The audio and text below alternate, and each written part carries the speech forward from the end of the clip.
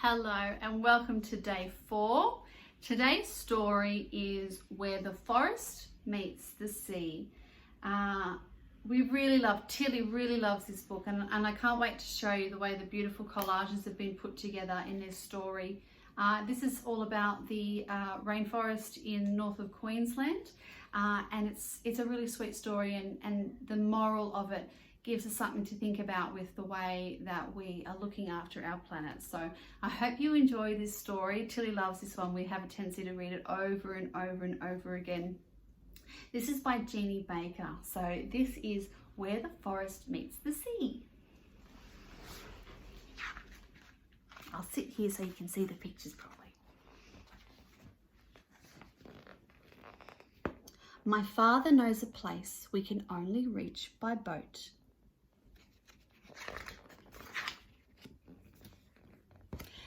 Not many people go there, and you have to know the way through the reef. I can see them here in their boat. I can see a bit of a rainbow up there actually. And there's a fish and some coral down here in the reef. When we arrive, cockatoos rise from the forest in a squawking cloud. There they, look at them all go. My father says there has been a forest here for over 100 million years. Isn't it? My father says there used to be crocodiles here and kangaroos that lived in trees. Maybe there still are. They're building a sandcastle here. They've got some leaves from the trees. And over here I can see a very faint crocodile there. He must have lived there a very long time ago. I follow a creek into the rainforest. He leaves his dad on the beach and off he goes, walking through the water. I pretend it is 100 million years ago. If you look very closely, you can see a dinosaur shadow just here. There must have been dinosaurs all that time ago. And off he goes down the river into the forest. On the bank of the creek, the vines and creepers try to hold me back. I push through. Now the forest is easy to walk in. There he goes, he's walking through. Look how tall those trees are and all the roots.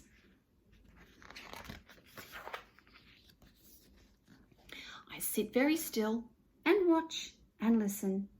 I wonder how long it takes the trees to grow to the top of the forest. I can see a lizard over here and there's a snake up the top here in the leaves, in the branches as well. I find an ancient tree. It is hollow. Perhaps Aboriginal forest children played here too. There's the boy looking in the tree, and if you look very closely, I can see 2 Aboriginal children hiding on the tree.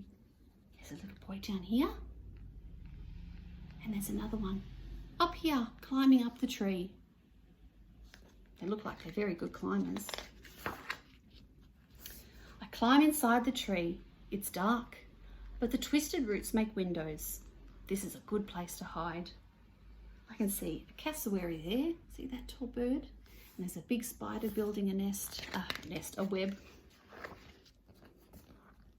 It is time to go and find my father. I think I hear the sea. I walk towards the sound. There he goes. What a beautiful forest. And I can see a very faint outline. There's an Aboriginal elder hiding back there.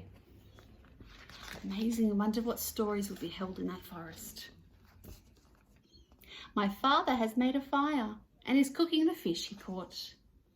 Sitting out there on the beach. It's a lovely blue day out there, isn't it? I like fish cooked this way, but then I feel sad because the day has gone so quickly. My father says we'll come here again someday. Here, cooking, eating the fish they've cooked on the fire, and there's their boat, and there's a possum.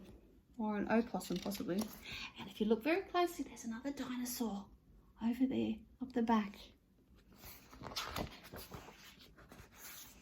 But will the forest still be here when we come back?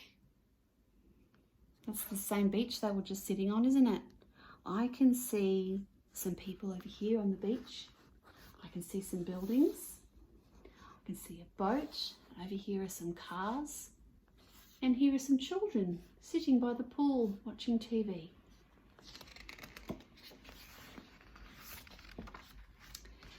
And that's the end of the story.